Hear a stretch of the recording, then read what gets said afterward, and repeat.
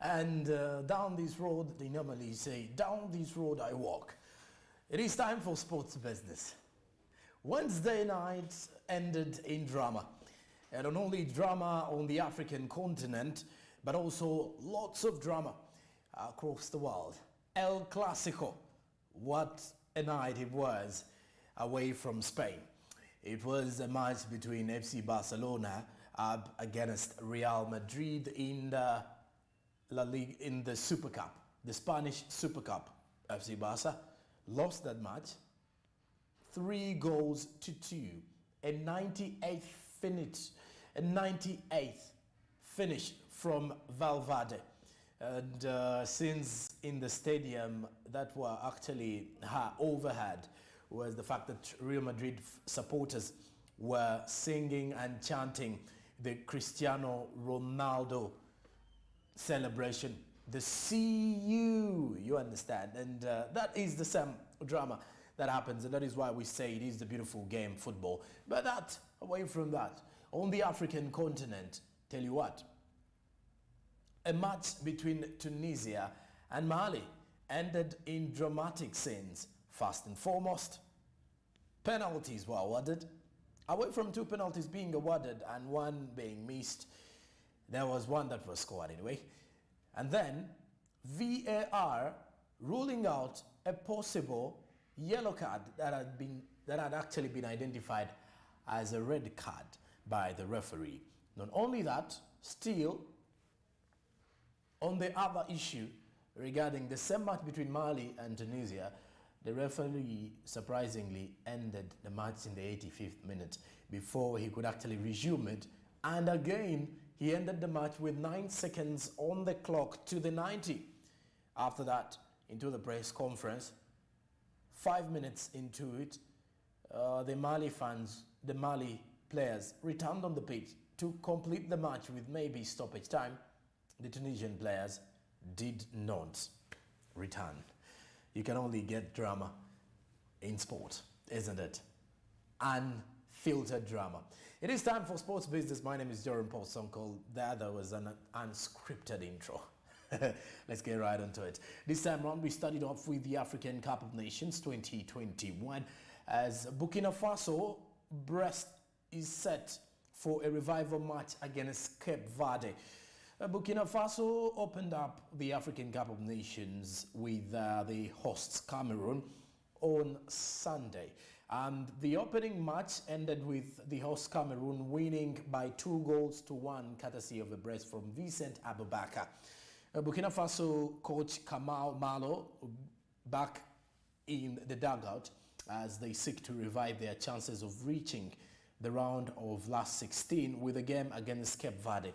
The tactician missed the 2-1 defeat to Cameroon despite taking the lead, and the Stallions are aware that defeat at the hands of Cape Verde could see them exit the competition early. Cape Verde beat 10-man Ethiopia 1-0, and a win will see them reach the round of 16 with a game against the hosts Cameroon to spare. So if you look at the same situation here, Burkina Faso having lost to Cameroon in the first match, will need to win this match if they are to lift their chances of leaving. Because here we have 16 teams. And if you're to look at a situation where we have, back in the time, we have 24 teams. And back in the time when we had 16 teams, we had 4 groups. This time around we have 6 groups. Back in the time we had only 12, we had 4 groups, and out of the 4 groups you could only tell that they would pick 2 teams. But this time around, and out of the 2 teams, out of the 8 groups, we would actually only take 2 teams to make a quarter-final. And away from that, away from the 4 groups whereby they could actually only get 2 teams to make the last 8, this time around we have 6 groups. And out of this particular group, out of the 8 groups, we still have to get at least the round of 16. And 2 teams who have got, let me put this in proper context. Back we had 4 groups, and out of the 4 groups we could get 2 teams out of each group to make the quarter-final.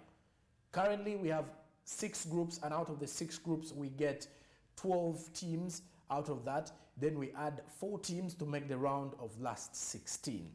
And still on December, if you're to look closely here, despite taking the lead, and the Stallions are aware that the defeat at Cape Verde will mean that they will not be able to continue in the competition. Remember, Cape Verde got the better of Ethiopia with a 1-0 win. If you could watch that match, as Ethiopia recorded the first ever red card of the tournament.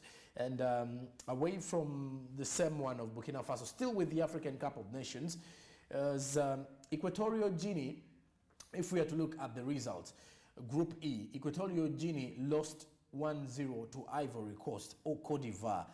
Cote d'Ivoire, as Ivory Coast registered a 1-0 victory over fellow West Africans Equatorial Guinea in Group E at the Japoma Stadium in Douala on Wednesday night.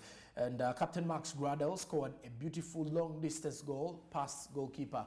That was the goalkeeper Manuel Sampunga as early as the 5th minute of this particular match. And there was no further action to look at closely, no other action in regards to the goals in that particular match.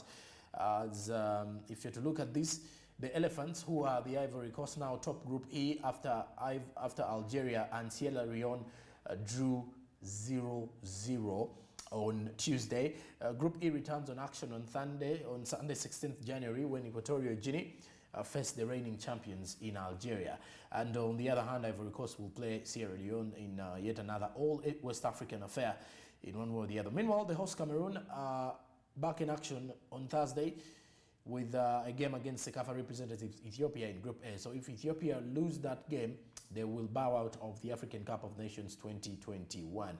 And same applies to their counterparts in Burkina Faso, the teams that have actually lost their opening matches in one way or the other. So looking at also the other matches that transpired over the week, over Tuesday night, and looking at some of these particular matches, if we are to continuously look at them, away from the fact that Ivory Coast lost, Mali won against Tunisia 1-0. Told you as we started the show that it was a match that was filled up with lots and lots of controversies.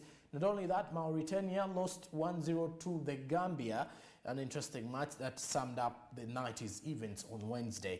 So those are some of the key highlights of the Total Energies African Cup of Nations, the Mauritania and Gambia, that particular match which ended in favor of Gambia winning against Mauritania. Away from that particular one, let's turn our eyes to England, to the English Premier League, as Manchester City tops Man United in revenue for the first time. Let's talk business again, because this is what we do best. This is sports business. This time around, Manchester City didn't just win the Premier League championship in the just concluded 2020-2021 Premier League season. It also surpassed intra-city rival, that is Manchester United, in revenue for the very first time. This is what we do here, doing the business that you would definitely love. The club posted revenue of $735.9 million during the season, topping Manchester United's $636.3 million.